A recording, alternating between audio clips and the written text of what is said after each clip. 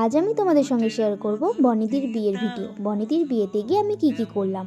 প্রথমে গিয়েই তো দিদির পান পাতার গাছ কৌটো ধরার দায়িত্বটা পেয়ে গেলাম, কারণ দিদির চলছিল ফটোশ্যুট। বনিদির বিয়ে ছিল গোধূলি লগ্নে, তাই দাদা তো সন্ধেবেলাই চলে এসেছিল। আর এখন চলছে দাদার বরণের পালা। এখানে দিদির মা দাদাকে বরণ করছিল, আর আমার দায়িত্ব ছিল সমস্তটাই ভিডিও করে করে দিদির পেজে পোস্ট করা। বরণের পালা মিটে যাওয়ার পর দিদির ভাইরা তো দাদার গেট ধরেছিল।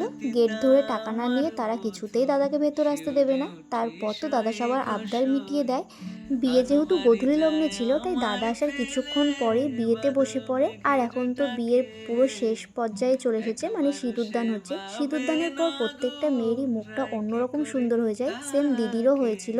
আর দিদির যতক্ষণ বিয়ে হয়েছিল ততক্ষণ তো আমি দিদির সামনেই ছিলাম বলে আমি না কোনো দিকে আসারও টাইম পাইনি, কিছু খাওয়ারও টাইম পাইনি। বিয়ে শেষে আমি খেয়েছিলাম চিকেন পকোড়া। তারপরে আবারও চলে গেছিলাম দিদির কাছে। এখানটায় আবার আংটি খেলা হচ্ছিল, এটাও একটা বিয়েরই নিয়ম। তো এখানে আংটি খোঁজাখুঁজি হচ্ছিল, আর এটা ছিল দিদির মেনু কার্ড। সত্যি কথা বলতে দিদির বিয়েতে আমি এতটাই ব্যস্ত ছিলাম যে আমি না তো কিছু খেতে পেরেছি, না তো মজা করতে পেরেছি, না তো ঘুরতে পেরেছি। এখানটায় আমাকে ঘরেই খাবার এনে দিয়েছিল, মাটন আর মাছ।